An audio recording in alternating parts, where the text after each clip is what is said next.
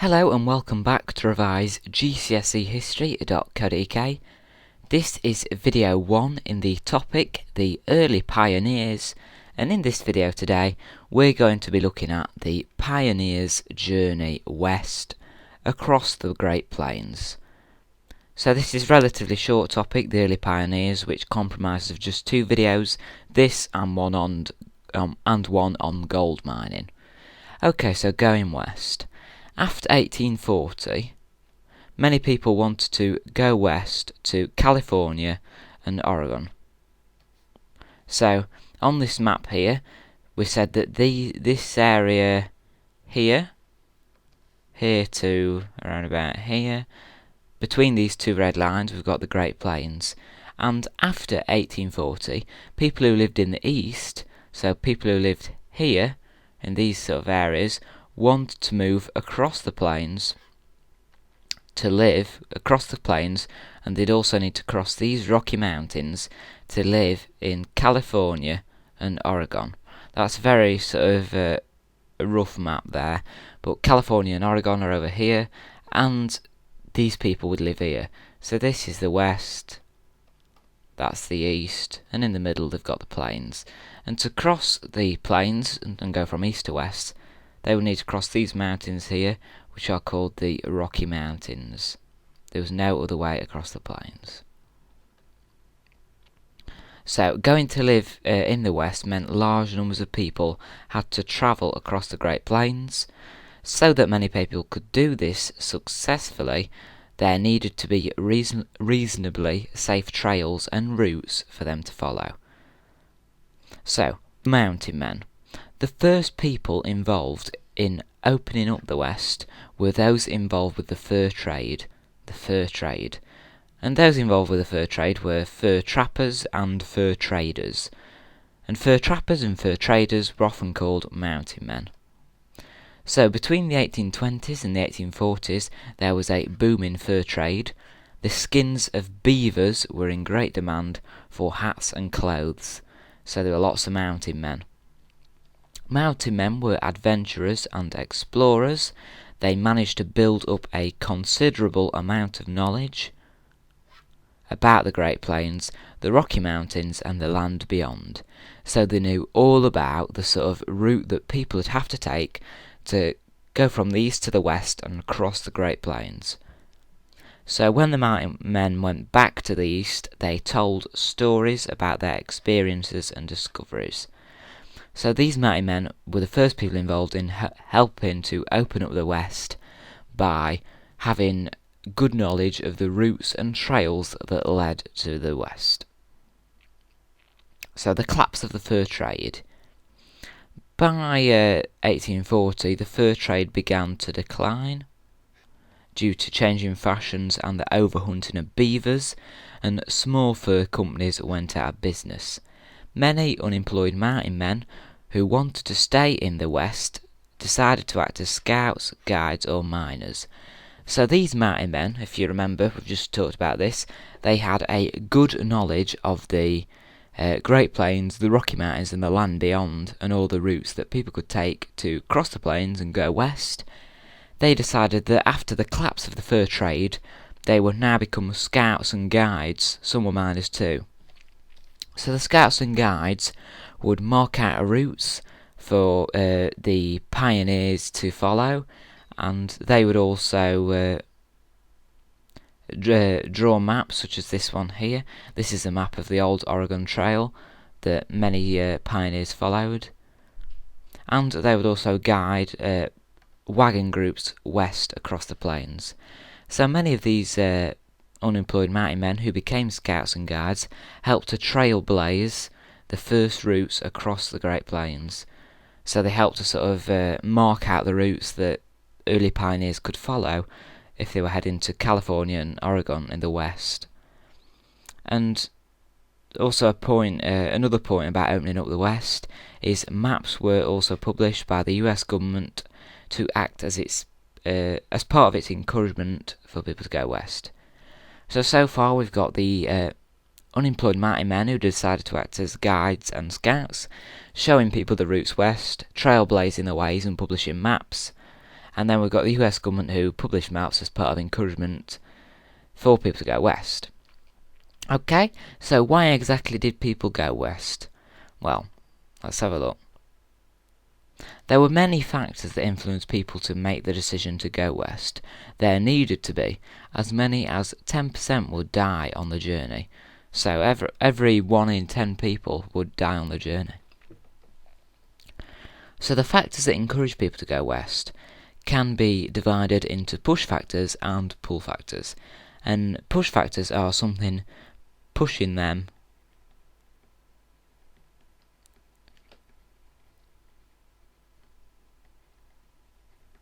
out of the east. So these are factors that make them want to leave the east and go to live somewhere else. And pull factors are pulling them, attracting them to the west. Things that are desirable about the west, and they're pulling people towards it. So let's have a look. Push factors, so things that weren't great about the east and were pushing them out of the east. We've got poverty, disease, religious or social persecution. We're going to talk about a group that suffered from that in the next topic. And an example of that would be the Mormons. We're going to be looking at those a bit more in the next videos. Taxation in the east and eastern overpopulation. So they are some push factors. Pull factors, well, we've got this chance of a new start. It's going to seem like a bit of an adventure. Leaving your house, selling the land, buying a wagon and heading across the plains and settling in the west. Tall tales and newspaper reports, so we've got sort of that's encouraging people to go and live in the west.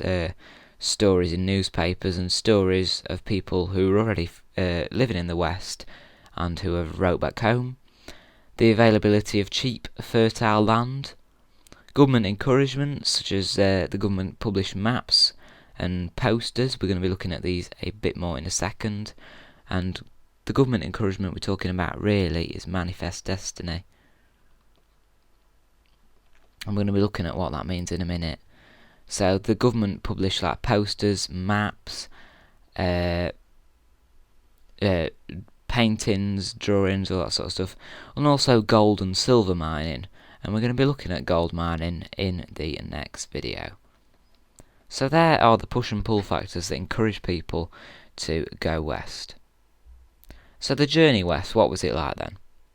The Oregon and California trails stretched about 2,000 miles and took about 5 months to travel by a loaded wagon. Going west was expensive, and those who could outfit a wagon had money. Many were farmers who sold their farms at profit. Young men without funds could hire themselves out as helpers on the wagon trains. A bit of extra information, this is beyond the scope of the specification and sort of beyond what you need to know, but just good for general interest. In 1843, 913 people had left to travel west, not that many. In 1844, the US government printed 10,000 copies of the Oregon Trail, and in 1848, nearly 15,000 settlers had journeyed west. So that shows in just 5 years, in 1843 we've got 913 people, but 5 years later in 1848 we've got 15,000 people. It really took off and many people saw the opportunity in going west. So, what dangers did people face on the journey west? We've already said that 10% would die on the journey. Every 1 in 10 would die on the journey. So what dangers did people face? What's going off here? What dangers did people face when they went west? Okay, well, starvation. They couldn't have food supplies, they might not have packed food, they might have been delayed and not having food because they thought the journey was going to be shorter than it was. Disease was common and lots of people died this way. For example, measles, smallpox, mumps and mountain fever. People were in the wagons, living really sort of on top of each other. So if someone got a disease, it could spread very easily. There was also the danger of coming into contact with hostile Indians. Many of the trails passed through Indian lands, and this annoyed the Plains Indians, who believed that the territory was theirs, so they may sometimes attack the early pioneers. Rivers and lakes had to be crossed, and some of these contained poisonous water that would kill people or their animals. This was probably the greatest danger of injury I've read before. Falling out of wagons and being crushed under the heavy wheels was one of the ways which many people were injured, and this would kill them. So they fell out of the moving wagon and they were crushed by a heavy wheel. And if you remember back to our first topic, there was a very severe climate and an extreme climate on the Great Plains, and it was vital to beat the winter deadline, because in winter there were blizzards and very often lots of snow. So, this is one example of a particular party that crossed the Great Plains and encountered some dangers. So, I think you just need to be aware of the Donner Party for your exam, and be aware of some of the details about them. So, the Donner Party were organised by the Donner brothers. They comprised of 60 wagons and 300 immigrants. They were encouraged to take a new route to California by Hastings, and Hastings is a guidebook.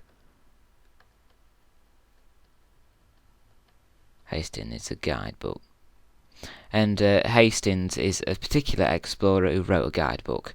So Hastings actually marked a path and told them to wait until he could find a way through the Rocky Mountains. The Donner Party camped for 8 days until the instructions arrived telling them to follow another trail. So following another trail now, it was almost impossible. It took them nearly a week, and they had to leave 4 wagons behind. So there the Donner Party struggling.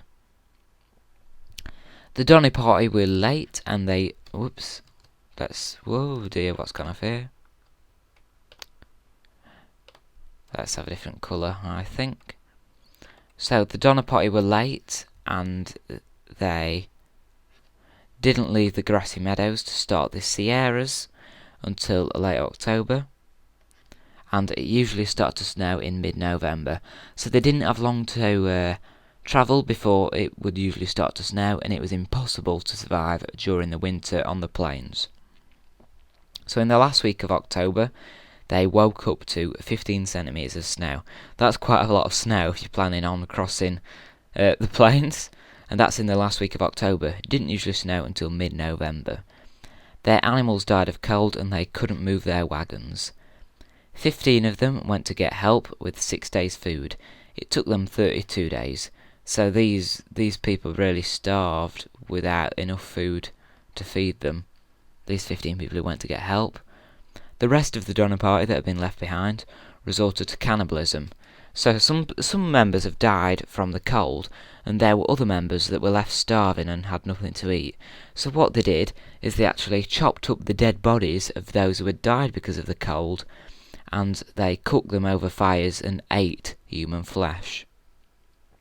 Yeah, so they resorted to cannibalism, eating other members of the Donner Party to stay alive. The rescue party finally arrived in February, so they'd been left from October to February, and they found half of the Donner Party dead and the other half of them mad, because eating human flesh drives you insane, they say, because they say that people who aren't used to eating human flesh, when they do so, like in an extreme circumstance, it drives them insane because of the thought of eating humans and getting the disease that live on humans. So, half of them were dead and half of them were insane. And you just need to be aware, ready for the exam, of this example of this particular party who were unsuccessful in crossing the plains, and that's the Donner Party. So finally, let's look at the idea of manifest destiny, and how this helps to explain why many became pioneers and went west across the plains. Let's have a look. So, manifest destiny was the belief that the United States of America was destined to occupy the entire North American continent. It was the belief that it was the God-given right of the USA to civilize the whole continent. So it was the God-given right for people to civilize and spread freedom across the whole continent, and that anyone opposing it was a traitor to the USA and God. Manifest destiny was useful as a way to gain control of new areas the USA had won or bought, for example Texas, Oregon, California and the Great Plains. And this was because it encouraged people to move to these places and settle in them. So Manifest Destiny was a good way of gaining control of new areas because once the USA had won them, it encouraged people to live on them, settle them, so that they were in possession of them. Manifest Destiny believed that the Indians had no right to the land because they didn't use it properly. They believed that the land shouldn't be farmed because of their religious beliefs about the land, and they just used it to hunt.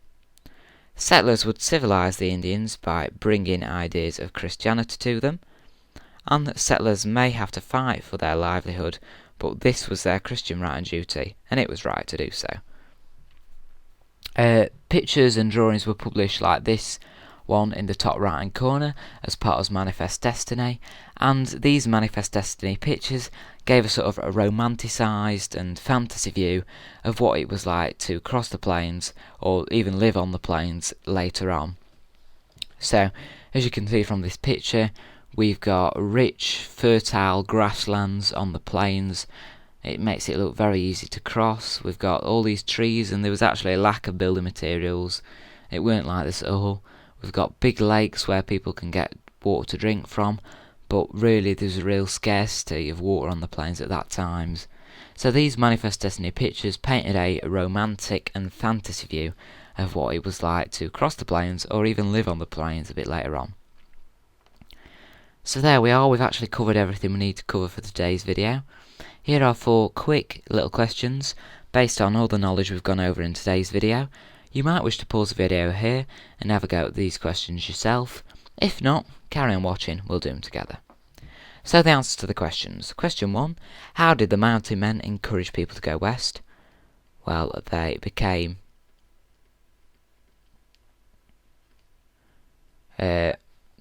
guides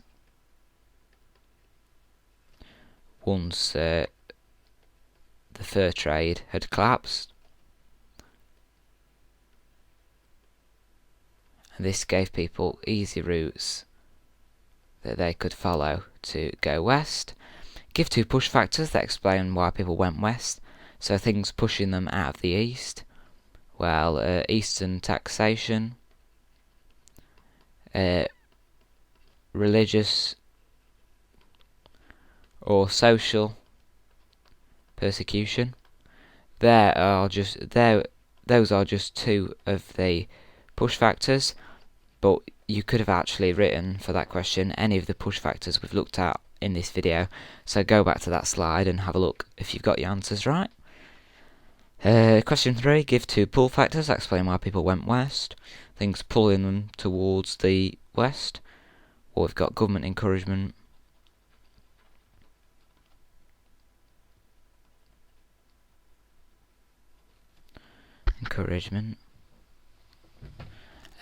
we've got chance of a new start, adventure. Again, they're just 2 of the factors you could have had. If you go back to that slide and check, see if you got your answers right. And give 2 dangers faced by early pioneers as they went west. 2 I can think of are starvation and disease. There are also others, such as coming into contact with hostile Indians, falling out of the wagon, being crushed by the heavy wheels, and what else have we got? Crossing rivers and lakes, all sorts of stuff like that. Let's go back to that slide again, check if your answers are valid. Alright, thanks for watching the video today. Sorry I've gone on a bit and this is quite a long video, but there's just quite a bit you need to know about the early pioneers and the journey west. In the next video we're going to be looking at the California Gold Rush in 1849. Well, thank you for watching this video today, and I hope to see you again over at my website revisegcsehistory.co.uk or on my YouTube channel again very soon. Thank you and goodbye.